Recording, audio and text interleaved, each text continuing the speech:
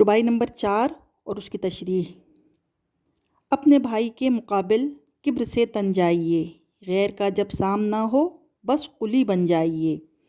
فلسفہ الحاد کا کر لیجئے فوراً قبول، مذہبی محفل میں لیکن مثل دشمن جائیے۔ مشکل الفاظ کے معنی ہیں مقابل، مقابلے پر یا سامنے، کبر غرور یا تکبر، تن جائیے کھڑے ہو جائیے، قلی بوجھ اٹھانے والے کو کہتے ہیں یعنی مزدور، فلسفہ عقلی علوم، فوراً جلدی سے، مذہبی مذہب سے متعلق جو باتیں ہیں یا دین سے متعلق جو باتیں ہیں دینی، غیر دشمن جن کو ہم جانتے نہ ہو، یہاں پہ اکبر الہ آبادی کافروں کو غیر کہہ رہے ہیں، الحاد بے دین جن کا کوئی دین نہ ہو، مثل مثال۔ حوالہ متن لکھنا بہت ضروری ہے، چاہے وہ شعر کی تشریح کی جا رہی ہو یا ربائی کی تشریح کی جا رہی ہو۔ شروع ہم کچھ اس طرح سے کریں گے۔ درج بالا ربائی میں اکبر طنزیہ اور استہزائیہ انداز میں مسلمانوں کے اخلاق کے بارے میں فرما رہے ہیں کہ ہماری قوم اپنے بھائیوں اور دوستوں کے ساتھ عزت و تکبر کے ساتھ کھڑے ہو کر بات کرتے ہیں، جبکہ اگر یہی لوگ کسی غیر یعنی دوسری اقوام، انگریزوں وغیرہ سے بات کرتے ہیں تو ان کا رویہ بالکل قلی والا یعنی مزدوروں، غلاموں اور نوکروں جیسا ہوتا ہے۔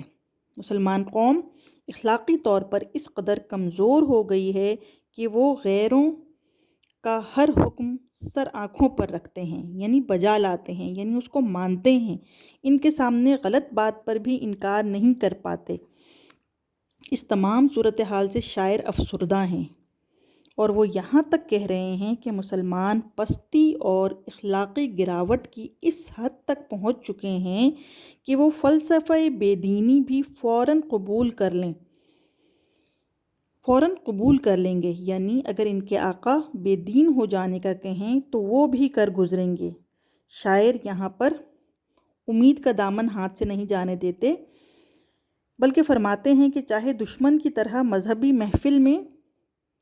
یا دینی محفل میں شریک ہوں، لیکن شرکت ضرور کریں کہ شاید اس طرح ان کے دل میں کوئی نرم گوشہ بیدار ہو جائے اور وہ دین کی طرف واپس آ جائیں۔ اس ربائی میں وہ یہی فرما رہے ہیں کہ مسلمان اپنے مسلمان بھائیوں کے ساتھ تو تن کے کھڑے ہو جاتے ہیں، لیکن جب غیر کا سامنا ہوتا ہے، جب انگریزوں کا سامنا ہوتا ہے، جب کسی دوسری اقوام کا سامنا ہوتا ہے تو ان کا